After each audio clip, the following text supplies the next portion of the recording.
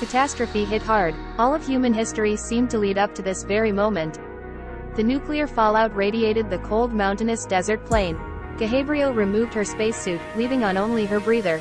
The warmth of the radiation tingled her gray skin. It felt like home. Her race had always preferred high-energy, hot worlds but settled for a lot less.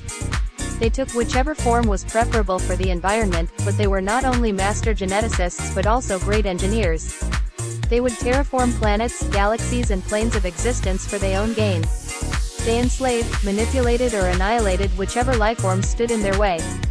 Humans had been no different, children of the elder races which fled or capitulated in the wake of their great super-galactic cluster empire.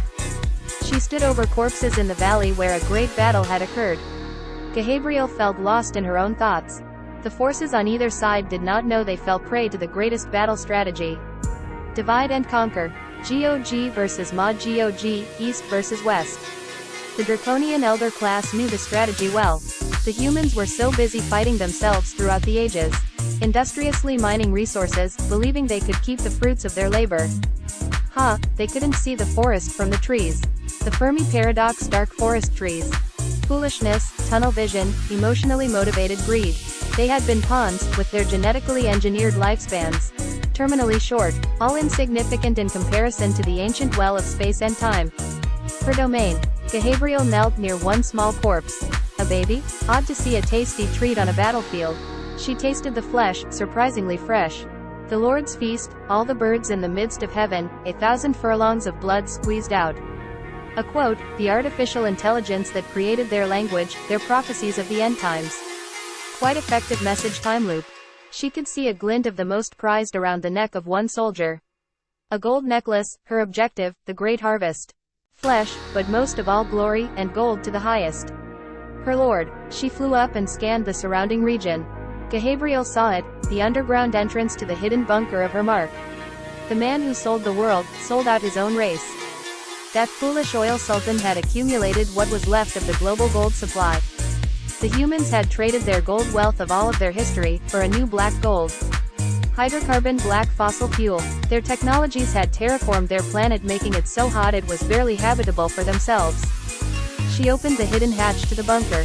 Marie was a bright and beautiful young graduate. She had been the best in her class, but she suffered on the inside.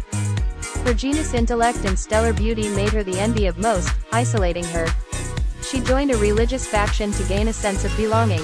They had a mission: travel to the Holy Land to convert and bring peace to a land of chaos and war. She took a fully paid flight to Tel Aviv. Her dream come true, see the world. And after advance her economic standing. Start a business. Succeed, control and dominate. Forget her past, her old lover and start anew. Things didn't go as planned. Upon her arrival she was split up with her missionary group, in the chaos of a suicide drone attack on the airport. Marie was taken hostage by a jihadi militant group, blindfolded and taken deep into the desert somewhere. The jihadi leader was kind, she received food and water unlike her fellow captives who were beat, beheaded or worse. She was eventually sold on the black market to some rich oil sultan, who was building himself some type of doomsday harem. She was given drugs on a constant basis which made the Stockholm Syndrome set in very quickly. Marie spent most of her days locked in a cell which was underground somewhere in a high-security bunker. One day she heard murmurings, a secret between guards. They were abandoning the bunker under the fear of some terrible technology. Nuclear warheaded bunker buster bombs or space-based laser or something horrible. She spent weeks alone in the abandoned bunker running dangerously out of food. The radio said something in Arabic she didn't quite understand. A peace deal, that turned into a full nuclear exchange between the global superpowers. Then radio silence. That fateful day had arrived. She heard a sound of hissing at the bunker door. A laser cutter.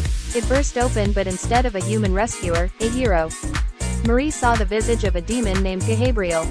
Gabrielle stood looming over her, a 14-foot-tall gray-skinned draconian with a humanoid shape. Gabrielle had wings, a tail and large eyes with an elongated snout.